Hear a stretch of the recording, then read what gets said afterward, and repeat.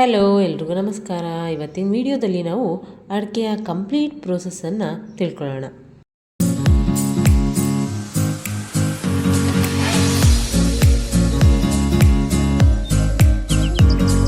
ಇದು ಅಡಿಕೆ ರಾಶಿ.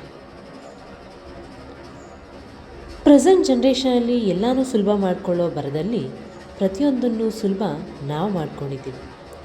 ಅದರಲ್ಲಿ ಅಡಿಕೆ ಸುಲಿಯುವ ವಿಧಾನ ಕೂಡ ಒಂದು. ಪ್ರತಿಯೊಂದಕ್ಕೂ ನಾವು ಮಷಿನ್ಸ್ ಮೇಲೆ ಅವಲಂಬಿತರಾಗಿದ್ದೀವಿ. ಇದು ಪ್ರೆಸೆಂಟ್ ನಾವು ಅಡಿಕೆ ಸುಲಿಯೋದಕ್ಕೆ ಯೂಸ್ ಮಾಡ್ತಾ ಇರೋ ಅಂಥ ಮೆಥಡ್.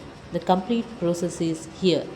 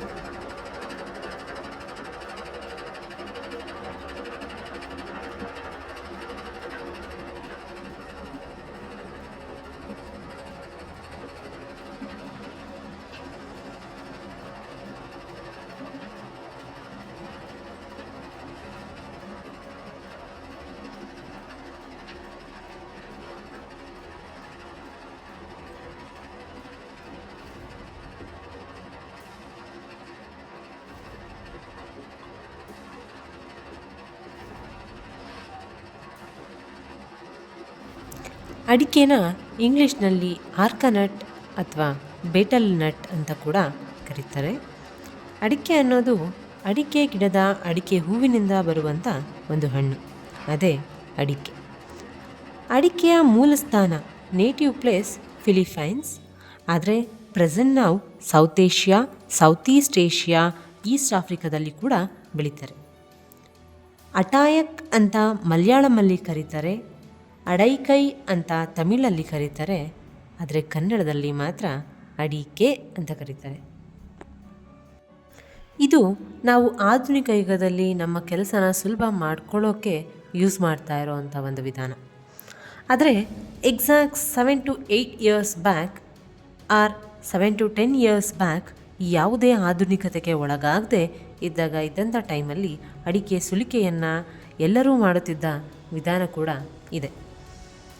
ಎಲ್ಲರೂ ಒಟ್ಟಿಗೆ ಸೇರಿ ಗಾಸಿಪ್ ಮಾಡಿಕೊಂಡು ಸೀರಿಯಲಲ್ಲಿ ಆ ಸೀರೆ ಚೆನ್ನಾಗಿದೆ ಕಣೆ, ಈ ಸೀರಿಯಲಲ್ಲಿ ಹೀರೋ ಈ ವಿಲನ್ಗೆ ಹಿಂಗೆ ಮಾಡಬೇಕಿತ್ತು ಕಣೆ, ನಮ್ಮ ಮನೇಲಿ ಅಡುಗೆ ಏನು ಗೊತ್ತಾ, ನಿಮ್ಮ ಮನೇಲಿ ಏನು ಸಾಂಬಾರು ಮಾಡಿದ್ರಿ ಇವತ್ತು, ನಾಳೆ ಮಲ್ಕಣ್ಣ ಕರಿಯಪ್ಪವರು ಅಡಿಕೆ ಕಿತ್ತವರಂತೆ ಕಣೆ, ಅಲ್ಲಿಗೆ ನಾನು ಮುಯಿ ಹೋಗಬೇಕು ಅಂದ್ಕೊಂಡು ಅಡಿಕೆ ಸುಲಿತಿದ್ದ ಕಾಲ ತುಂಬ ಹಿತ ಅನಿಸೋದು. ಆಲ್ ದೋಸ್ ವರ್ ಮೆಮೊರಿ ನಾವು. ಬಟ್ ಈಗ ಕೂಡ ಏನೂ ಆಗಿಲ್ಲ. ಅದೇ ರೀತಿಯಾದ ಗಾಸಪ್ಗಳು ಇರುತ್ತೆ, ಆದರೆ ಆ ಬಾಂಧವ್ಯ ಇರಲ್ಲ.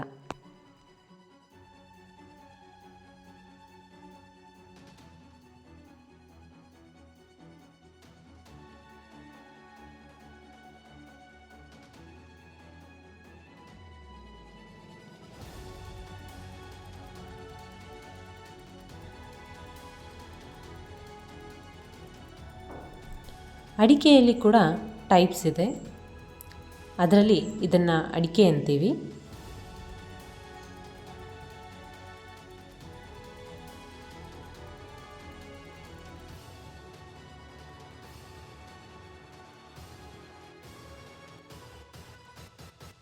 ಇದನ್ನು ಒಣಗೋಟು ಅಂತೀವಿ.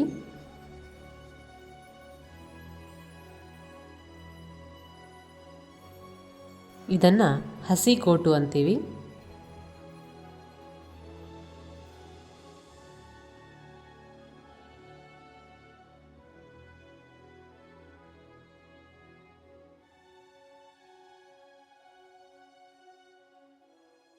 ಇದನ್ನು ಮಾಣ್ಗಾಯಿ ಅಂತೀವಿ.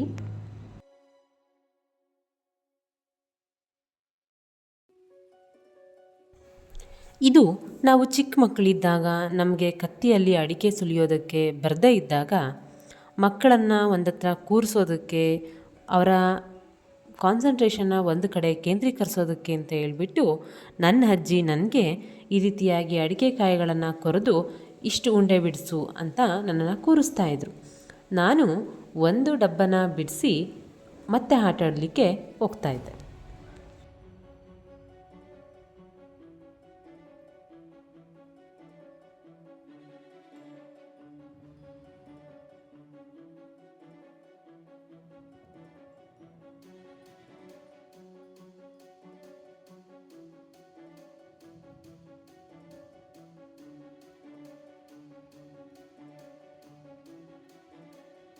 ಎಲ್ಲರಿಗೂ ಉಂಡಡಿಕೆ ಬಗ್ಗೆ ಗೊತ್ತಿಲ್ಲದೆ ಇದ್ದರೂ ದೇವರ ಪೂಜೆಗೆ ಯೂಸ್ ಮಾಡೋ ಅಡಿಕೆ ಬಗ್ಗೆ ಗೊತ್ತೇ ಇರುತ್ತೆ.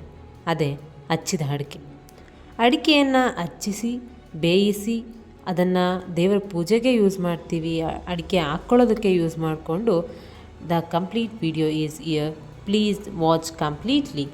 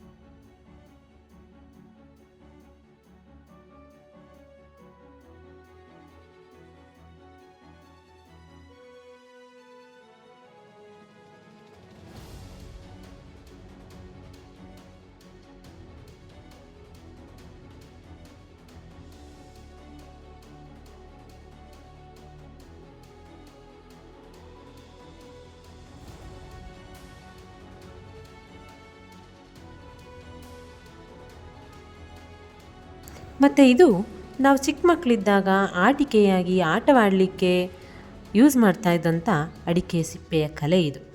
ನಾವು ಚಿಕ್ಕ ಮಕ್ಕಳಿದ್ದಾಗ ಅಡಿಕೆ ಸುಲಿಯೋದಕ್ಕೆ ಅಂತ ಹೇಳ್ಬಿಟ್ಟು ನಮ್ಮ ಅಜ್ಜಿ ನಮ್ಮನ್ನು ಈಚೆ ಕರ್ಕೊಂಡು ಹೋದಾಗ ಬಿಸಿಲಲ್ಲಿ ಆಟ ಆಡ್ತೀವಿ ಅನ್ನೋ ಕಾರಣಕ್ಕೆ ನಮ್ಗೆ ಈ ರೀತಿಯಾದ ಆಟಿಕೆಗಳನ್ನ ಮಾಡಿಕೊಡ್ತಾಯಿದ್ರು.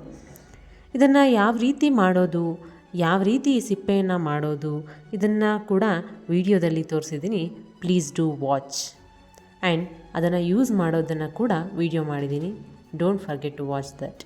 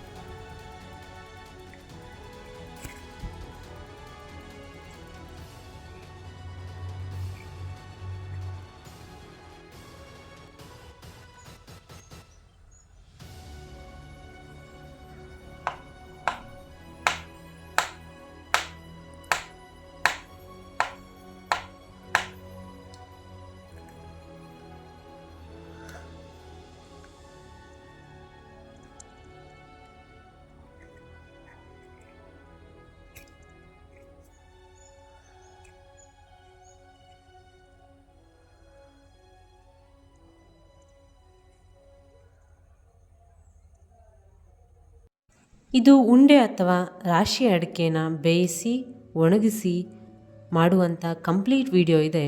Don't miss that to.